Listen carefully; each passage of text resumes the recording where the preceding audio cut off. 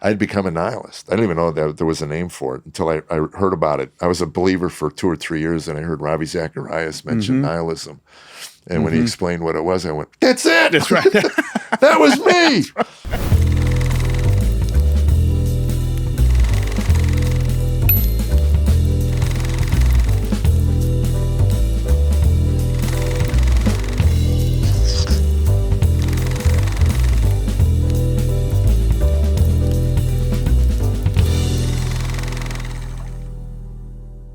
Well, you know, physicists say that you do your best work before 30. And Oh, really? Yeah, anything after 30, you're pretty much done in physics. Yeah, it's funny, you know. Yeah, comedy. Yeah. You know, I hit my stride after I became a believer, but it was because all the baggage I carried on stage went away. All that, you know, all that anger and whatever, you know. But and the churches helped because they were so accepting. I was able to. Well, it's rare you can find a good safe place to work. A good comic who's funny and clean. Yeah, yeah. You know, you're in a fraternity of about 3. There are a lot of clean, but they're not funny. Well, it was when Chaz got me hooked up with the GMA here. They introduced me. Breeden was the president. Yeah. He said, "We saw this guy at Estes Park. He's a Christian who's a comedian who's actually funny." That's right. And I called my manager the next day. I said, "Here's what we're up against." That's it. Exactly right. The people in the industry, just by association, right? You know. Yeah. So I like to think we made an impact. Yeah. I was really one of the first to bring my nightclub act into a church, and since then, other people have, you know, churches have got a little comfortable with hiring. You know. Yeah. Let me tell you why I'm eager for this conversation to happen. For a long time, people would ask me, "What preacher do you watch?" And I would say to them, "I don't watch other preachers. I watch stand-up comedians." Oh, that's funny. I watch preachers. Yeah, okay. Because you guys do what we try to do. You just do it a lot better. You can walk into a room full of strangers, and in about 10 seconds, they're your best friends. Or not. Yeah. Well, you know, then you know, but at least you got a reaction out of them. And you tell stories that are common to all of them, or some way connect with them, and then leave them with something to think about. So I try to get the pastors that I mentor, watch Jeff Allen, watch how he walks on stage, watch how he opens up. And engages and creates the relationship. Right. So I know your jokes have to be funny and that kind of, but there is a craft to comedy. Oh, absolutely. That a lot of people don't pay attention to. So talk to me about the things that you think about in putting together a comedy show and the craft that goes into that. Well, one of the first and foremost things to me, I'm a storyteller. So if I make an observation that would be like what I call a standalone observation that doesn't fit into anything, then I put it in a notebook and I kind of visit it periodically. I'll check it out in the middle of a show. I'll just throw it out there, and if it gets a response, I know there's a relating to it with the audience. If they don't relate to it, you know, I think it was Steve Martin that did one of those where he had 25 plumbing references. That's right. And then there was nothing from the audience. He goes, "Wow, that killed at the plumbers convention." So that's the beginning. I mean, if they can't relate to what you're talking about, you've lost them before you've even begun. Right. So for me, brevity's the soul of wit. I spend as much time on segues, tying things together. The last thing I ever wanted to do was, you know, go, "Speaking of," and then starting a whole new topic. Mm-hmm.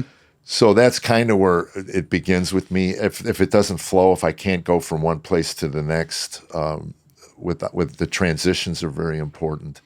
And again, the wording and I've worked stories for over a year, a couple of them, and never got it right. Just never felt right. Mm-hmm. And then one night I would do something a little different, and I would go, "That's it."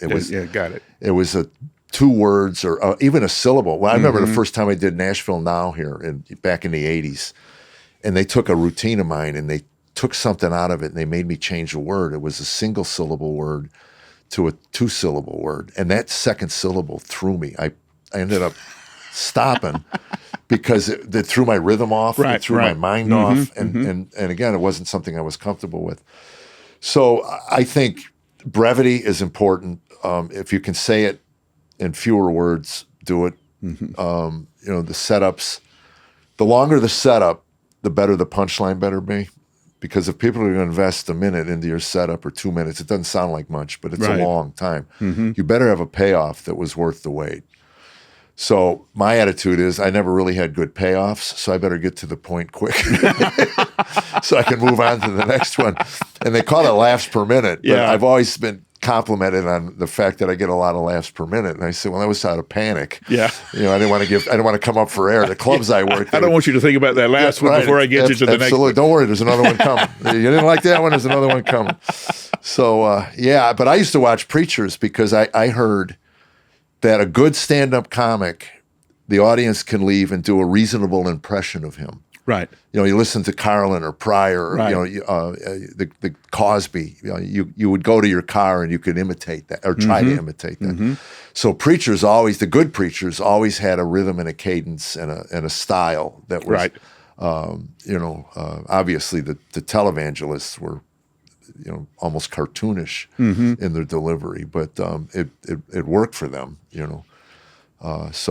And I like listening to smart sermons because it makes me think deeper on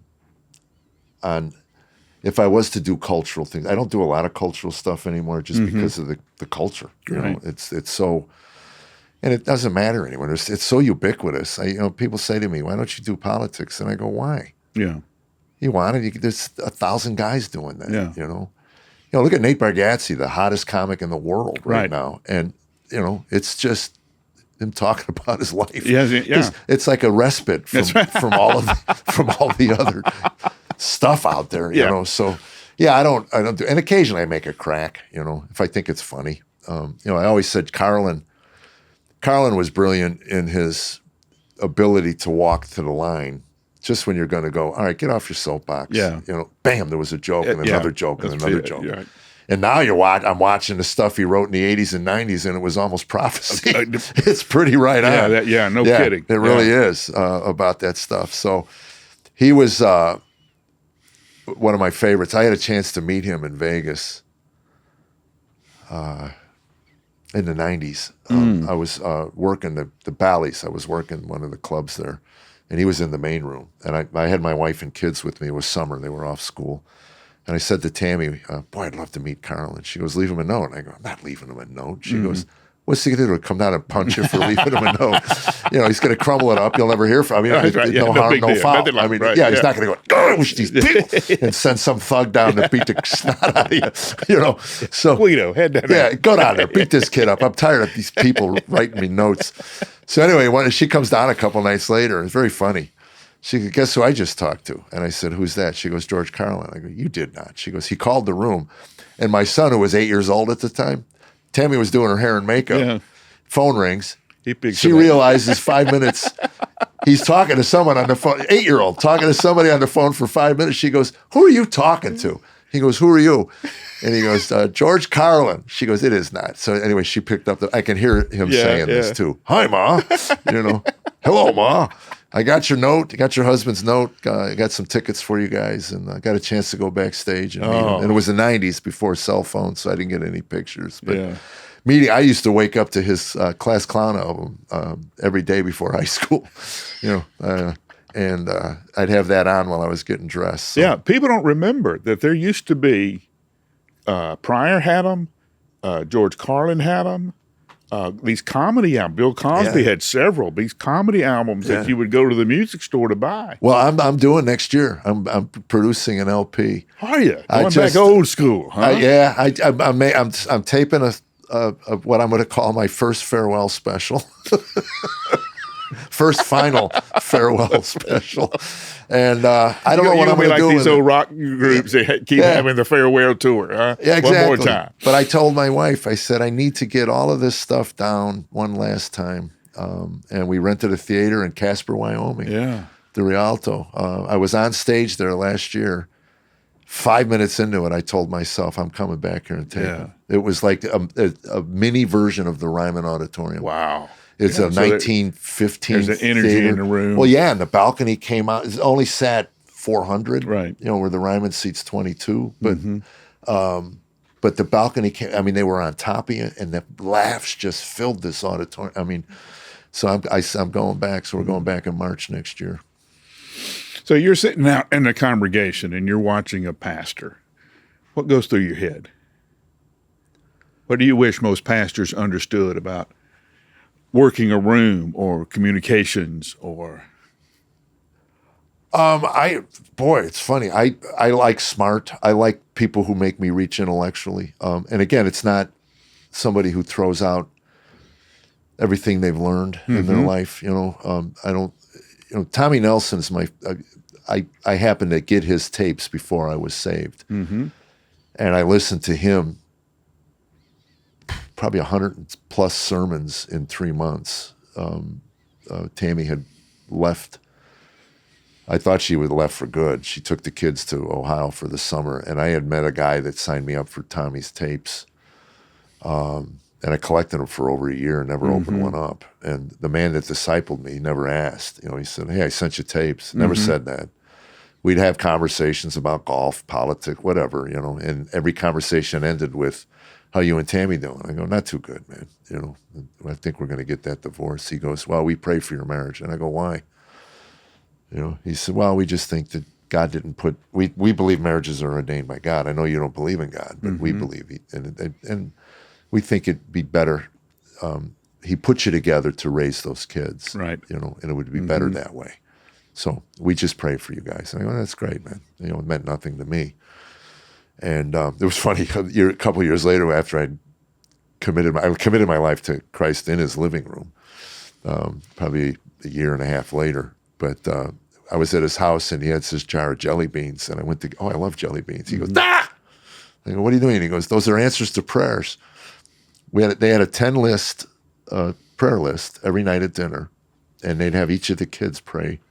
You know, kids would bring friends, whatever, and every time a prayer was answered, they'd put a bean in the jar. So it was a visual for their children, the faithfulness, yes, right, of what they saw. So what I loved about Tommy, and when this guy, we were golfing at the time, he was doing comedy for $100 a week. I couldn't understand that. He was worth millions. It just sold his business to some foreign company and wanted to go out and do comedy in his 40s. You know. So he had great golf courses, and, you know, again, God knows us. Yeah. You know, if God was leading me to his son, and this was the way to do it, because he could get me on Augusta National. You know? And give you the idea of the horror-like nature of my existence. You have played the National? Not at all. He called me. Yeah. Very funny. He calls me and he says, this was Monday. He goes, "Wednesday we're playing golf at Augusta, and you want to join us?" And we were broke. Yeah. So I look into the airfares. It would cost me $3,000 between airfares and hotels, and we didn't have that kind of money. So anyway, I said, "I'm moving to Nashville." I said, "When I get down there, maybe we can do it again." He goes, "Sure." So anyway, a year goes by. I call him up. "Hey, man, I'm in Nashville." You know, he goes, "Oh, he died." I go, "What?" He goes, "He was 89. He didn't tell me he was like on his last breath." He goes, "Hell, at that time, the membership was averaged 78 years old or something. You know? So they've since brought in some younger blood." But I used to live in South Carolina, right across the river from Aiken, Edgefield, right next to Aiken. Yeah, okay. But all my members had passes. So I'd go Thursday with this guy, Friday with this guy. Yeah, so I went 4 or 5 years straight in a row. Oh wow! It's magical. I know. I went to the tournament. Yeah. I practiced round. And it was very funny. The first time I went, it was like 05, 06, I don't know, whatever it was. Anyway, it was before they bought the neighborhood and gutted it and put the parking lots. Right. Yeah. I was in a grocery store parking lot, and I called Tammy because at that time they weren't going to allow cell phones on the golf course. So I called Tam, and I'm talking to her, and I get emotional. I start kind of, and she goes, "Are you crying?" And I go, "Babe, this is a cathedral." That's right. I said, I grew up. I grew Land. up sitting in my father's lap Yeah. watching this on television, man. And if it wasn't for golf and the majors, my father and I probably wouldn't have spoken for 20 plus years. That was the one thing we could talk about, not fight. And So anyway, she goes, "Why don't you call one of your friends who really care?" I got to meet your wife. Yeah, I tell you, she was great. So anyway, I go, and I walk in and I stood there for at least a minute, just looking around and going, "My gosh." Yeah, and I was by myself. I I know went the down there feeling alone. exactly. And I walked, I followed Tiger for a bit. And I just soaked it in. And I've been back a couple times. I want to go back. So in 1986, Jeannie and I walk on the course.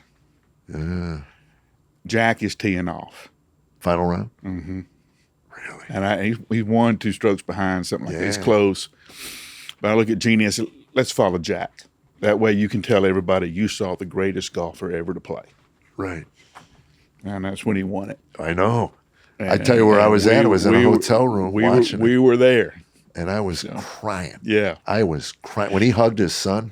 Well, he's so nearsighted now. He can't see where the ball lands. Right. So he holds his finish and looks at his son. And his son would go, "Yeah, you good." Yeah. I know. And that was because I was told that he wouldn't wear glasses. Yeah. And he didn't see a shot over 150 yards land the last decade. Yeah. Sure didn't.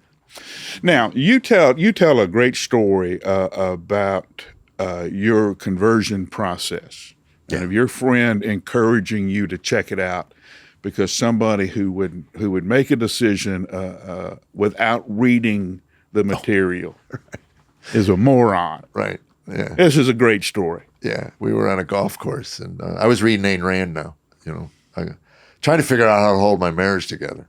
And we were broke financially, spiritually, everything. I like to say that everything I thought would make a good, productive life was being stripped away. I was losing my career. My wife was involved with another man. We had all this stuff going on. So I figured it out. Okay, I didn't care. Initially when we would argue because we were losing everything, and then she would look at me, and I always tell, especially when I work churches, if you're in a marriage that's full of acrimony, wait till you get to apathy. There's nothing more painful in life. And I see it all the time at the airports. These young men, you see them with their devices, and and it's toxic to me because I lived that way for years. Right. Where what does it matter? Who cares? If I get a sitcom, I get a movie, I get what different, anyway. So I get put up with this millionaire businessman, and we're golfing, and I'm reading Ayn Rand, and I think, okay, capitalism is it. If I can make enough money, I can get out of all this debt. I can, maybe that's where happiness is. I didn't think it was. I really didn't.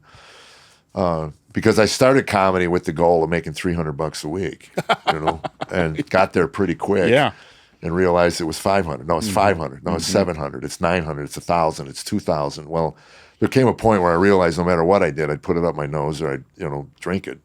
So money wasn't the driving force in my comedy career. Then it became that's the only skill I have, and it got to where I resented the audiences. I remember sitting on a stool. I wrote a book, and this is in the book. I was sitting on a stool doing comedy. I had gotten to the point where I couldn't even stand up, and I was in a hockey rink. They had turned everything into a comedy club back in the 80s. Right, yeah. So anyway, I'm sitting on a stool, 1984 or 5, in Grand Rapids, Michigan, and packed, 500 people, and I couldn't say anything. I'm just sitting there. Late show, packed house, and I said, "Why are we here? And what's the point to all this?" I mean, you could hear a pin drop. And some squeaky voice in the back, some woman goes, "We just want to hear some jokes." And I broke me out of it. I said, that's a reasonable request. This is a comedy club. And I do have them. I do have some stuff here. And I ended up doing the show. And that's when the booker called my agent and said, "He's gone. He's shot, man. He's not long for this world." It was just, I couldn't understand the reason or the point to doing anything. you know. I'd become a nihilist. I didn't even know that there was a name for it until I heard about it. I was a believer for 2 or 3 years, and I heard Ravi Zacharias mention nihilism. And when he explained what it was, I went, "That's it! That's right. That was me! I was there's a name for it. There's a name. You know, I just thought I was an a-hole." Well, that can still be true. That's true. And they're not mutually exclusive. Right, exactly. Yeah. So anyway, we're out on the golf course. After I just told you brevity is the, he starts talking about, I said, "How do you accumulate wealth?" I think that was what I asked him. Obviously he could do that. And I said, "How do you learn to do that?" And he said, "Look, man, you don't want a lot of money." I go, "I don't?" He goes, "You can't handle what little you have." Just in the short time I've known you, a lot of money would be a burden. And a lot of people do bad things after they lose a lot of wealth. So I wouldn't recommend you getting a lot till you learn that there's tools and things.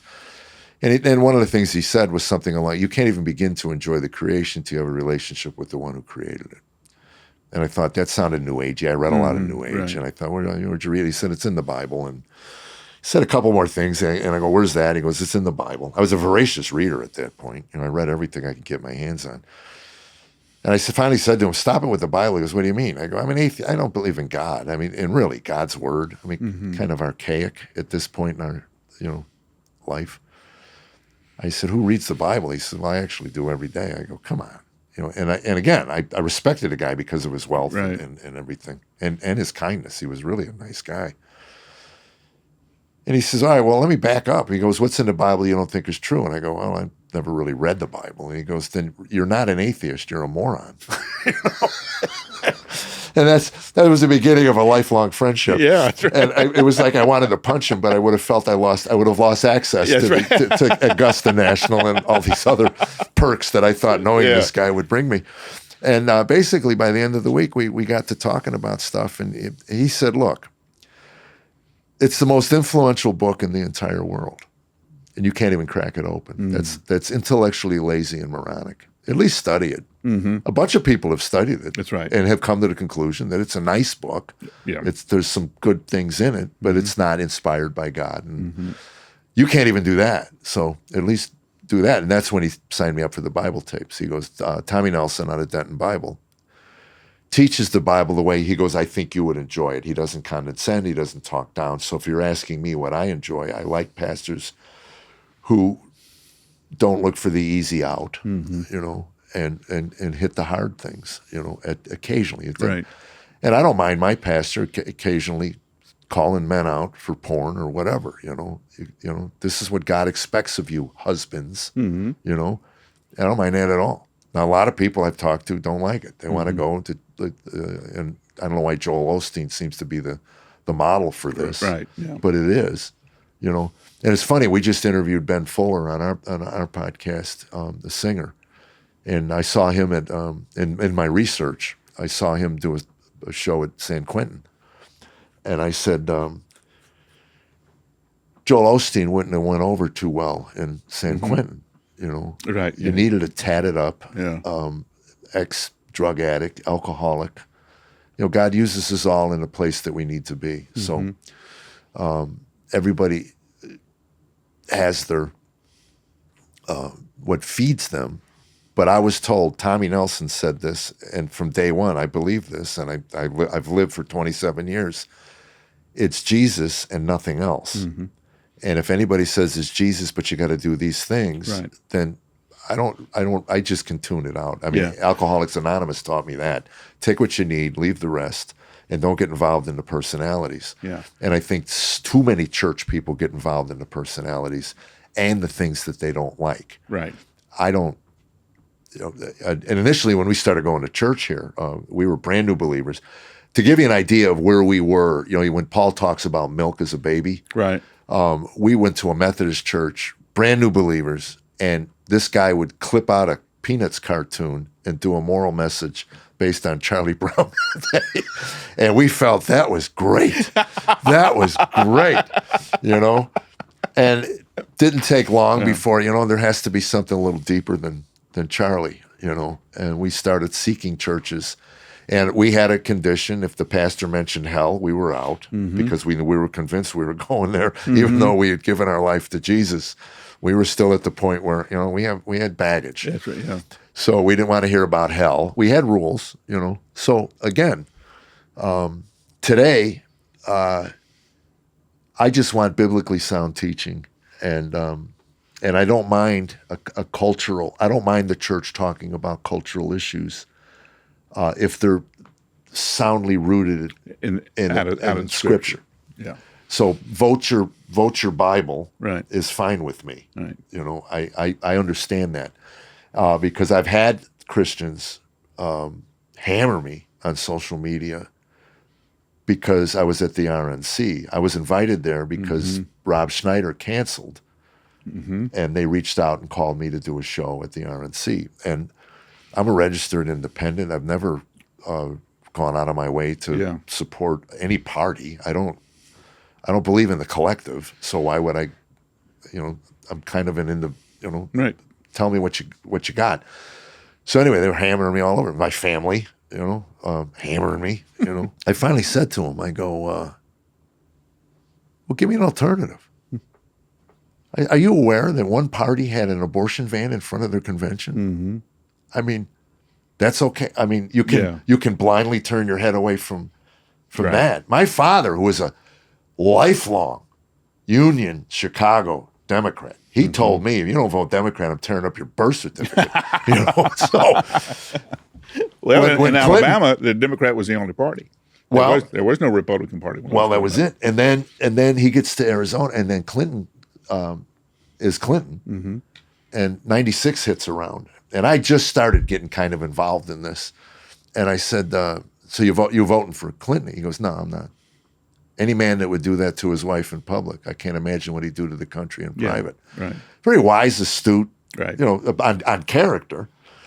And I said, so you're voting Republican? He goes, not over my dead body. He goes, I would never vote Republican. So he just quit voting. Yeah. But so that's kind of the way I look at it. I just kind of go, and believe me, with Trump, oh my gosh, it's at another level of. I had to talk my son off the ledge. And I go, son, are you aware that he was president for 4 years already and your life didn't end? Right. What do you think is going to change? Now that he doesn't have a worry about re-election, it's like, now he's going to go into hyperdrive, I said, he doesn't make you laugh? He goes, oh, Dad, I never listened to him. And I go, that's back to the, I never read it. Right, yeah. I said, well, watch one of his rallies and tell me, if he doesn't make you laugh, I mean, come on.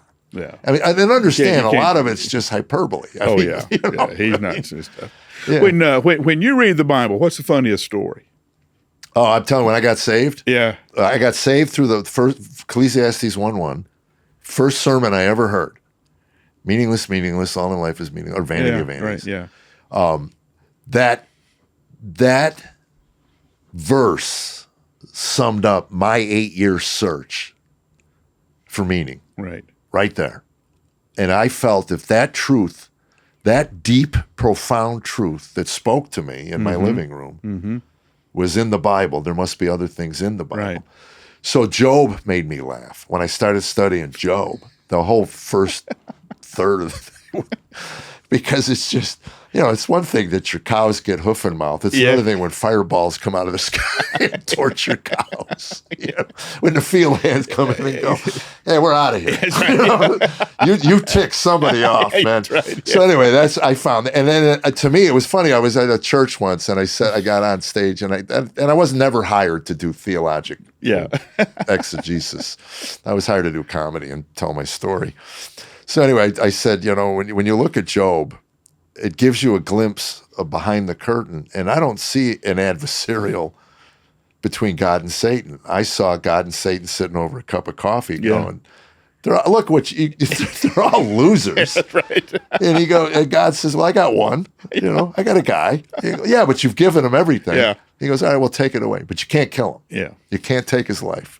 But you can make his life pretty darn miserable. Yeah. So anyway, that's when Moses when God said, your people, and Moses says, I didn't give birth to any of them. I never heard it put that way. That's what he said. He said, I didn't give birth to any of them. Whoa. That's right. I was over here in the field. You told me. I've been celibate. So there are some hilarious things right. in the scripture that preachers need to develop the eye for. What is the rule that pastors often break? I'm not really one to talk, because I only listen to the ones I like. Yeah. And then and they don't break the rules. I don't know if there are rules. Are there rules? Well, give me some rules, and I'll tell you. About how people listen. Okay, for instance. Well, I'll tell you one thing: pounding a point too many times. All right, we got it. Yeah, we got it. But if I'm listening online, I just move on. I like my pastor at one church. He's young and he's self-deprecating. He's animated. He's entertaining, but he's also very, very sound biblically, and that's the key. And you can and here's what I want to underline here. You can do all of that. Yeah. You can be easy to listen to, entertaining, and theologically deep at the same time. Entertaining is not. It used to be if you talk to some preachers, well, he's just an entertainer. It was a dismissive, way of saying that he's not a serious preacher. Yeah. And my thing was, nobody pays attention unless there's some kind of hook or laugh or something for me to grab hold and remember. Absolutely. Jesus used humor all the time. Absolutely. I'd love to. I mean, I have images of Jesus, like when Peter said, "No, man, I'm with you," and Jesus goes, "Yeah." I like to think he went, and that's the thing I used to say about the difference between the generations now is the texting, because it's hard. There's a difference between texting the words "yeah, right," and then saying the words "yeah, right." Yeah. I mean, and you need to be involved. The first couple of times I was texting, I got in trouble all the time because you can't. The smirk doesn't go across on. And my manager and I've had, do you even read these things before you hit send? What did you just say to me? And he goes, "Oh, I was just saying." I go, "That's not the way it came off." Right. Yeah. But as far as pastors, I've been blessed. I started at Christ Community with Scotty Smith, who was great. Rick White at Peoples. I loved Rick. Played golf with Rick. He's all red-faced. I could tell he wanted to break a club. I said, "Break one. Go ahead, man." I said, "I'll still tithe." Yeah. I said, "You're with one of your congregants who actually understands how aggravating this game is." Yeah. But I've been, and then the ones you find online are the ones that either people will send you because it spoke to them in a certain way, or Matt Chandler down in Village Church, Texas. Yeah, Texas. I listened to him daily for almost 2 years. I loved the way he was as close to a stand-up comic. I often wondered if he was a big Brian Regan fan, because there was a lot of cadences in there that reminded me of Brian Regan. Yeah, I hadn't thought of that, but I did work with Matt once. He went out when Tommy had some depression issues and stopped teaching Song of Solomon, and Matt went out in his place, and I at Liberty I opened for Matt, but didn't get a chance to spend much time with him. But again, I don't know if that gives you an idea of what and again, there's how many tens of millions of believers in this country, and everybody's drawn to. We do small group at our house on Tuesdays. We were just talking about our pastor opened his sermon with an email, an angry email that somebody sent him, and he realized they lost 5 or 6 people that day because they thought it was inappropriate that he would air that, and he even repented the next Sunday it came out. He goes, I read it between services and it angered me, and I opened with that. I should have never done that. Yeah. And all it was an email about how loud. Yeah. I used to work with Gaither, and people would come to me and go, "Tell Bill to turn it down." I go, right, hey Bill, Edna up in row 74 once it's a little loud for her. Could you turn it down? But again, it's the process of church versus the substance of it, and I'm into the substance, not the process. The music, the worship, I enjoy it, right? But it's not what I'm really there for. Yeah, I don't that's sing. Why I am, yeah. And I had my wife not enjoyed it so much, I probably would come in 10 minutes before the message. Yeah. I got a couple of musician friends who will come in 10 minutes before the sermon. I go, why? What's this? You guys sing too much. You make your living. Yeah, I don't come off the road. I don't want to sing anymore. Well, that's it. Yeah. And again, it's AA, again, AA taught me, you take what you want, leave the rest. Yeah. And I've done that with church. And it was very funny when I first moved here. The Christ Community had a seminar on anger management. And Tammy used to say, my rage was God's gift to the world. Your anger was God's gift to the world. I mean, I had a problem. It's dissipated now, a lot. But, but that I knew something about. So I go, I think I'll go down there. So I raised my hand. I got into AA because I beat my 6-month-old son. Yeah. I mean, I was drunk and I raged out because he wouldn't stop crying. Yeah. So anyway, I share that, and I'm 20 years removed from it, but still it's a powerful story for men, because I've had dozens of men come up and say, yeah, I did that. Yeah. I mean, it's sadly, it's not uncommon. And anyway, nobody would sit with me.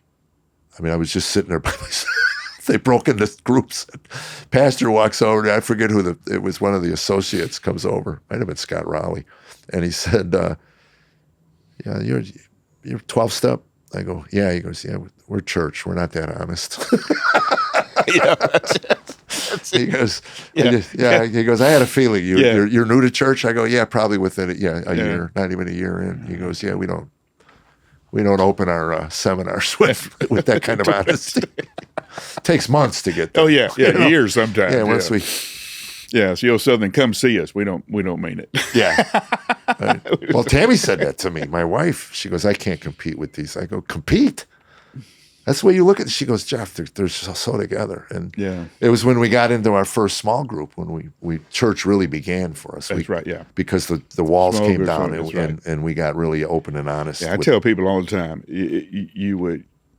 you'd be amazed at the amount of pain that's sitting on the pew with you. Yeah. And you just don't know the story. Absolutely. Yeah.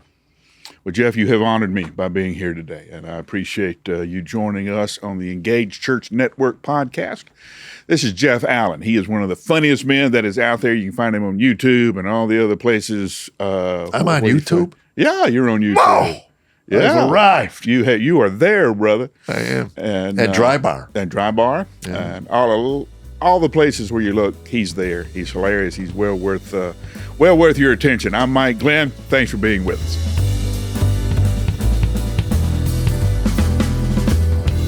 Thanks for tuning in to the Engaged Church Network podcast. We exist to train healthy and skilled leaders for congregations throughout Middle Tennessee.